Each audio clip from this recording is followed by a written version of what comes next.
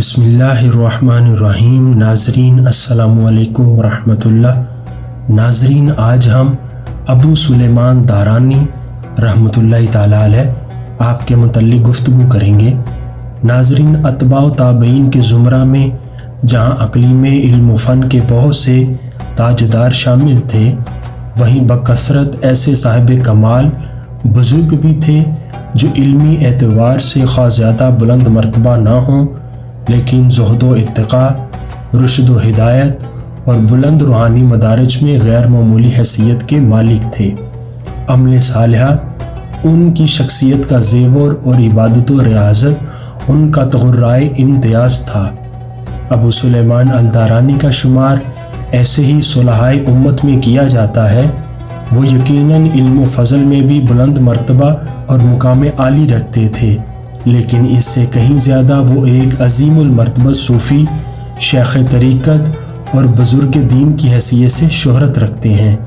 ان کا سینہ شریعت و طریقت کا مجمع البحرین تھا۔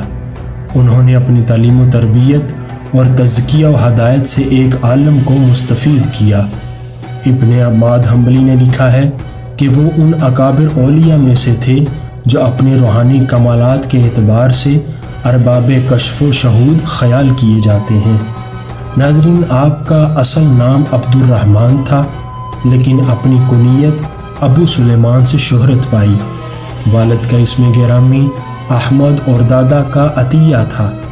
اصلاً واسط کے رہنے والے تھے، مگر واریہ میں مستقل سکونت اختیار کر لی تھی، جو غوطہ دمشق کے مغرب میں ایک گاؤں کا نام ہے۔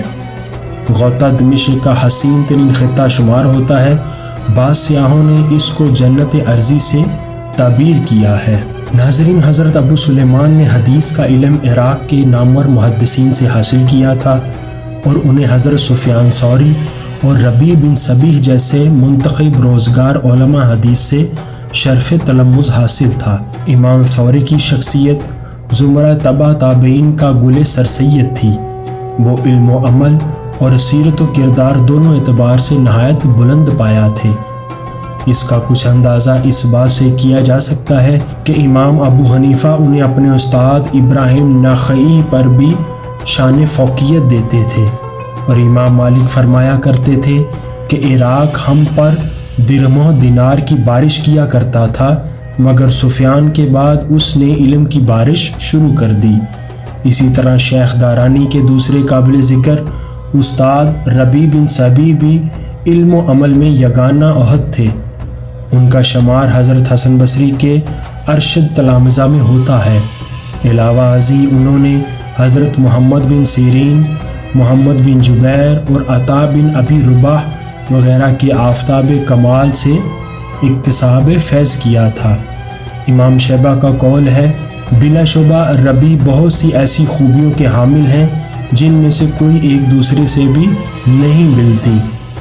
ان کی عدالت و ثقافت کی سب سے بڑی دلیل یہ ہے کہ جرح و تعدیل کے مشہور امام عبد الرحمن بن مہدی بھی ان سے روایت کرتے ہیں۔ خود شیخ دارانی کے خرمن علم سے خوشہ چینی کرنے والوں میں احمد بن ابی الحواری اور قاسم بن عثمان الجوئی وغیرہ کے نام ملتے ہیں۔ اول ذکر کو ان سے خاص تلمذ حاصل تھا، چونکہ ابو سلیمان کے زہد و ورع اور عبادت و ریاضت میں فنا ہونے کے باعث ان کے علمی کمالات پس پشت پڑ گئے تھے۔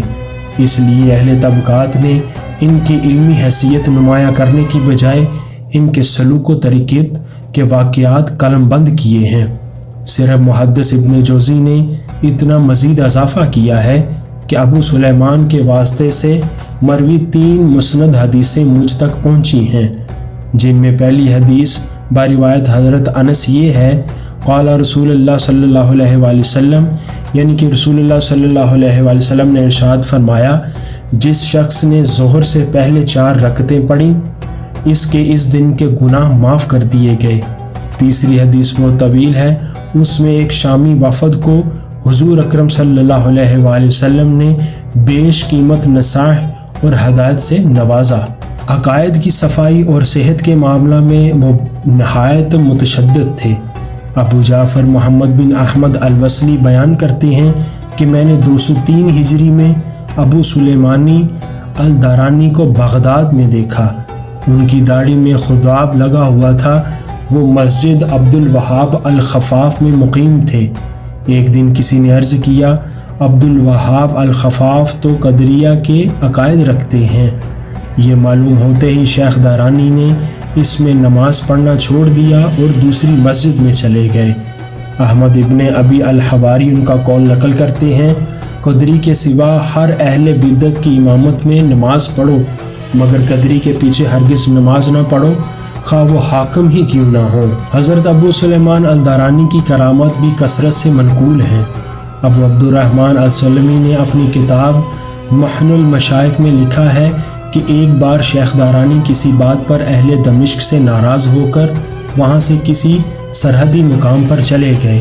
ان کے جانے کے بعد کسی شخص نے عالم خواب میں دیکھا کہ اگر شیخ دارانی دمشق واپس نہ آئیں گے تو تمام اہل وطن تباہ و برباد ہو جائیں گے۔ چنانچہ عوام کا ایک جمع غفیر ان کی تلاش میں نکلا اور ان کے پاس پہنچ کر نہایت عجز و تذلل کے ساتھ واپسی کی درخواست کی، یہاں تک کہ شیخ پھر دمشق واپس آ گئے۔ با اختلافات روایت 304 ہجری، 205 ہجری اور 235 ہجری میں علم و عمل کا یہ نیر تاباں غروب ہو گیا۔ ابن جوزی نے ان سنین وفات میں اول ذکر ہی کو ارجح قرار دیا ہے، اور ابن عماد حنبلی، علامہ ذہبی، ابن خلقان اور خطیب بغدادی نے بھی اس کی توثیق کی ہے۔ ان کے انتقال کی خبر سن کر مروان التاتری نے کہا، ان کی وفات سے تمام مسلمانوں کو شدید رنج و غم ہوا۔ قریہ داریہ میں تدفین ہوئی اور وہاں ان کا مزار آج بھی مرجع انام ہے۔ حافظ ابن کثیر نے لکھا ہے کہ ان کے مزار کی عمارت بہت شاندار ہے۔ امیر نہض الدین بن عمر النہروانی نے مزار کے ساتھ ایک مسجد بھی تعمیر کرائی۔ مزید برآں اس میں قیام کرنے والوں کے مصارف کے لیے کچھ زمین بھی وقف کی، جس کی پیداوار اور آمدنی مسجد پر صرف ہوتی ہے۔ ان کی اولاد میں شیخ سلیمان کا تذکرہ نویسوں نے ذکر کیا ہے۔ وہ بھی اپنے وقت کے مشہور عابد و زاہد تھے۔ اپنے والد کی طرف انہوں نے بھی ہدایت و ارشاد کی مجلس آراستہ کی تھی۔ اس میں شریک ہو کر بکثرت تشنگان معرفت سیراب ہوتے تھے۔ ان کی حقیقت افروز اقوال بھی ابو سلیمان ہی کے مذکورہ صدر ملفوظات کے رنگ کے ہوتے تھے۔ اپنے والد کی وفات کے 2 سال 1 ماہ بعد 237 ہجری میں انہوں نے اس دنیا سے کوچ کیا۔